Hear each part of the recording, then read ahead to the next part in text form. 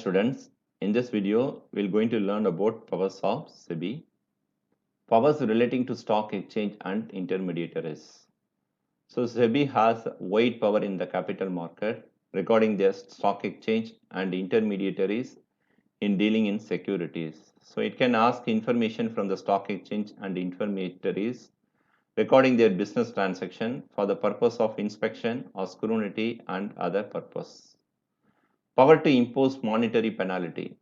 So SEBI has been empowered to impose monetary penalty on capital market, intermediaries and other participation, and it can even impose a suspension for their registration for a short period. So SEBI has the power to impose suspension for their registration for a short period. Power to initiate action in function assigned. So SEBI has a power to initiate action in recording to function assigned. For example, it can issue the guidelines to different intermediaries or can introduce the specific rules for the protection of investors. Okay, SEBI has a power to make guidelines to specific rules and regulation for the purpose of to protect the investors. Power to regulate insider trading. Insider trading means the promoter can buy and sell the security. This type of trading should be avoided through the SEBI. So SEBI has a power to regulate the insider trading, and it can regulate the function of merchant bankers.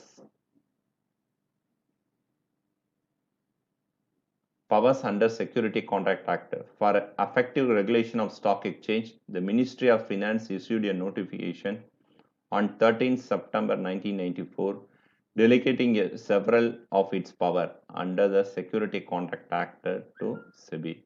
So SEBI got more power through the Contract Act under the Security Contract Act September 13, 1994 onwards. So this is the power of SEBI. Dematerialization through the demat account. Dematerialization is the process. The investor has a physical security format. It's collected by the company or register and destroy it, and equivalent number of the security given to the investor in the electronic format. That is the dematerialization. Dematerialization is nothing but that securities in the physical market converted to the electronic format. That is a dematerialization.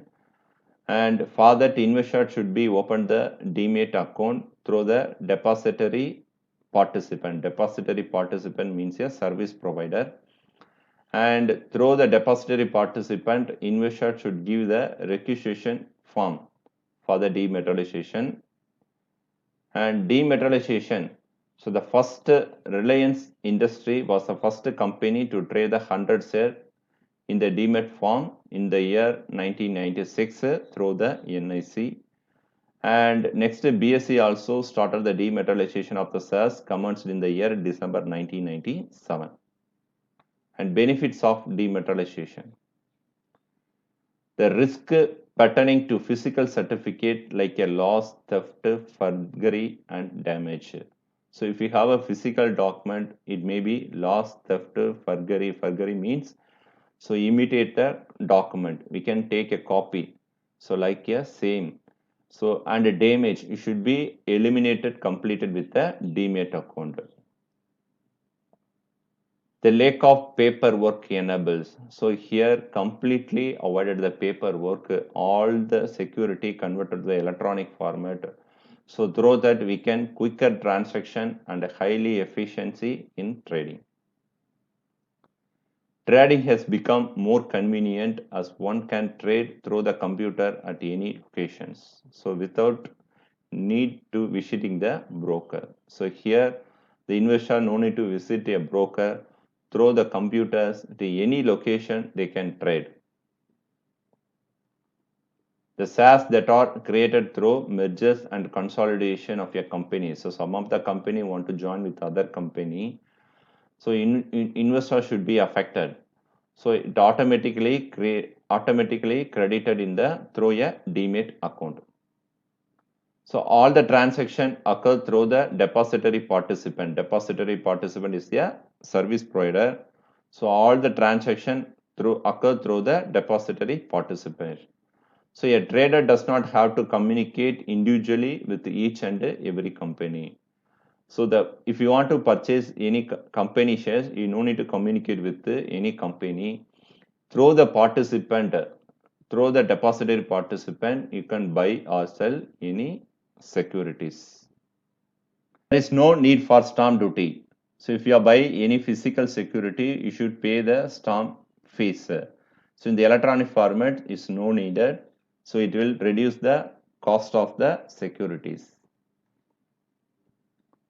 Certain banks also permit holding of both equity and debt security. In Demat account, you can maintain a equity and debt security also. Bank also provide dedicated and trained customer care office to assist through all the procedures. If you have any doubt, you can clarify through the customer care. They have provided a dedicated and trained customer care.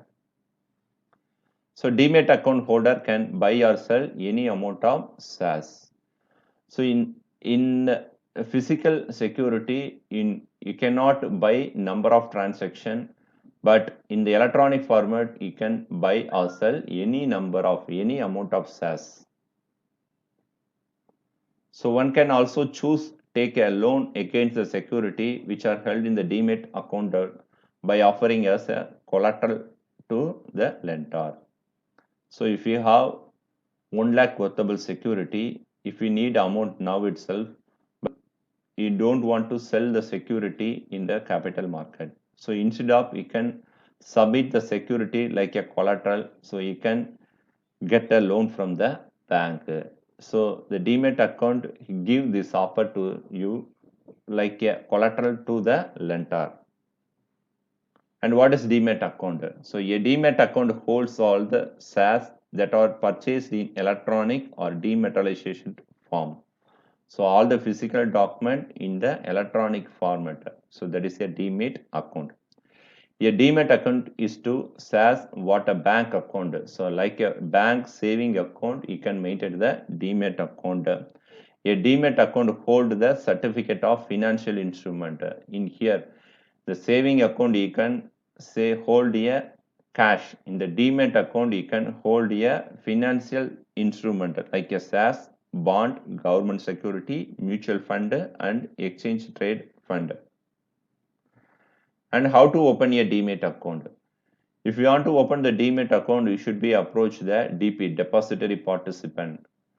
And after that, you have to fill up the account opening form and submit the document, and the person came to verification, and all the verification over, they will give the account number or ID provider. This is the format to open your Demat account. And fill up the account opening form and submitting along with a copy of the required document.